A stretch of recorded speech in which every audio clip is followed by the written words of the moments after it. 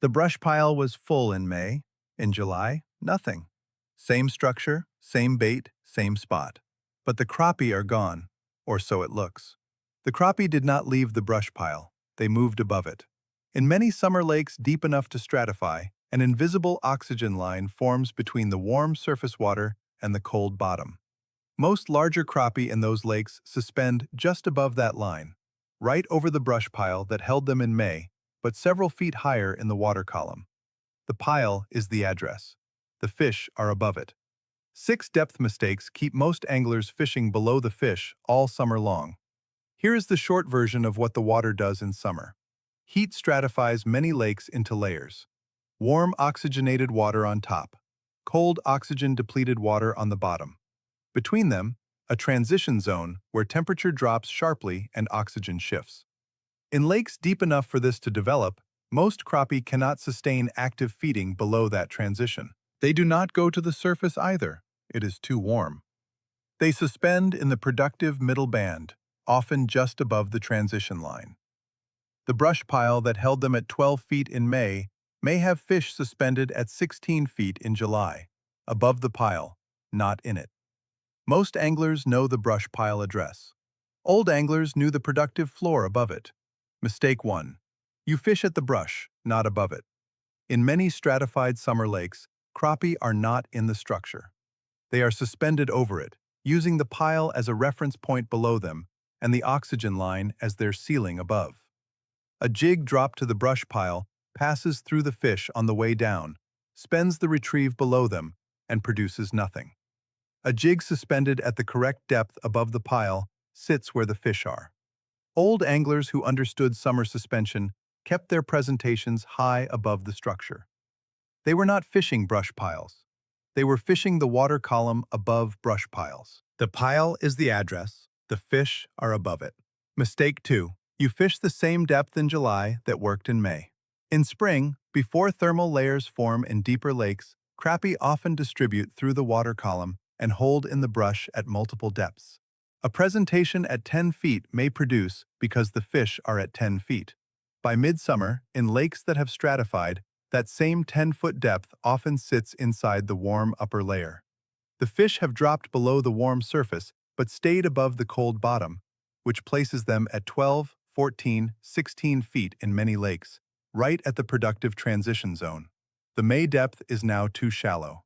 The angler who returns to the same pile in July and fishes the spring depth is fishing water the crappie vacated weeks ago. The structure is right. The seasonal depth recalibration was never made. Mistake 3. You move to a new pile when the current one goes quiet. A summer brush pile that produced an hour ago and now produces nothing has not necessarily lost its fish. The school may still be there. What changed is often the presentation depth, drifting slightly out of the suspension zone as the productive band shifts through the morning. Before moving piles, experienced crappie anglers make one adjustment first. Change depth. Move the presentation up 2 feet. If no response, move it down 2 feet from where the fish were biting. Work through a 3 to 4 foot range above and below the original position.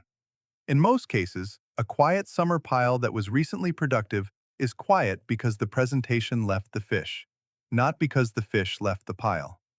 Moving piles before adjusting depth means leaving fish to go find fish somewhere else. It is one of the most common and least recognized mistakes in summer crappie fishing. And it compounds because the angler arrives at the next pile and fishes it at the wrong depth too.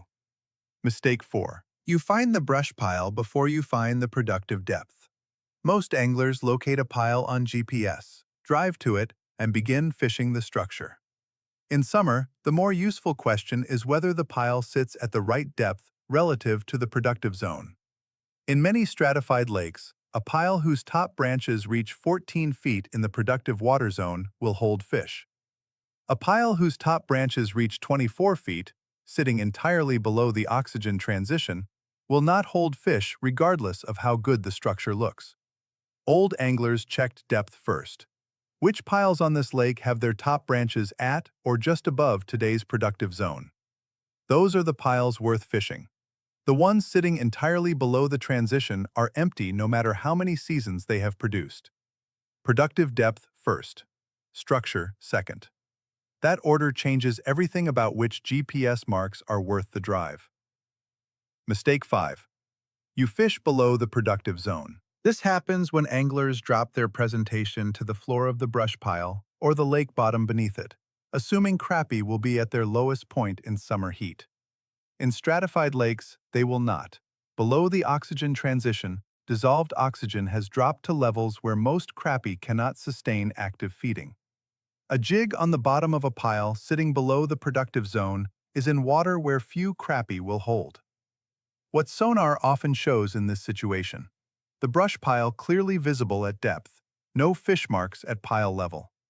The same sonar scrolled up several feet, a dense school suspended above the structure, invisible to the angler focused on the bottom. The crappie did not leave the area. They are above the invisible line that was never located. Mistake 6. You blame the time of day instead of the depth shift.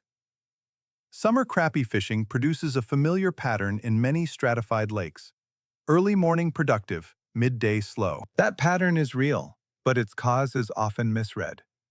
The productive suspension zone rises slightly as the surface heats through the morning, and the school rises with it. Fish at 16 feet at 7 in the morning may be at 14 feet by 11. An angler who found the fish at 16 feet and stays at that depth through midday is fishing below the school as it slowly rises. The bite did not die. The depth window shifted upward. Old anglers who caught crappie consistently through midday adjusted depth as the morning progressed, following the school as conditions pushed it higher. Time of day is a rough guide. The depth of the productive zone is the actual variable. Old anglers found the productive suspension zone without electronics using a method simple enough to apply from any boat. A live minnow on a light line, no weight, lowered slowly foot by foot through the water column. In the oxygenated upper layer, the minnow swam freely and pulled consistently on the line. As it approached the transition boundary, swimming became labored, and the pull on the line changed character. Less consistent, slightly erratic. Below the productive zone, the minnow turned sideways within a minute, unable to sustain normal swimming. The depth at which the minnow first showed stress marked the lower edge of the productive water. 1 foot above that point was the suspension zone where crappie would be holding. No temperature gauge, no sonar screen, just a live minnow reading the water column and reporting through the tension in the line what the water was doing that morning. Old anglers ran this test before approaching the first pile. Structure second. Productive depth first. Every trip. The sequence has not changed. The field checklist for a summer brush pile outing. Step 1. Before driving to the first GPS mark, find the productive depth. Use sonar. It appears as a faint horizontal band, or use the live minnow method. Note the depth. Step 2. Identify which piles on your map have their top branches at or just above that depth. Those are today's productive piles. Step 3. At each pile, begin 2 to 3 feet above the productive zone, not at the pile itself. Work the depth range methodically. Step 4. If the bite dies, change depth before changing locations. Work up 2 feet, then down before moving. Step 5. Through midday, expect the productive zone to rise slightly and follow it upward. The pile is the address. The depth is where the fish actually live. Finding one without the other is half a system. The brush pile did not lose its crappie. The water column reorganized around the fish, and the fish followed the oxygen. 6 depth mistakes kept the presentation in the wrong part of that column. At the structure instead of above it. At the spring depth instead of the summer depth. Below the productive zone instead of just above it.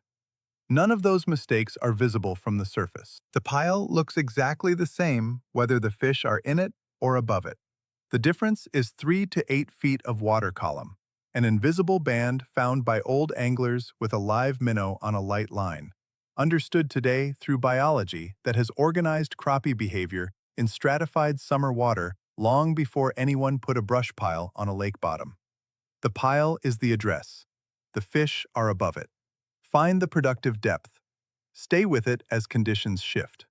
The crappie were never gone. They were just in the wrong part of your attention. Subscribe to Traditional Angling for more field-based fishing knowledge. The invisible rules the water sets, explained by the fish that follow them.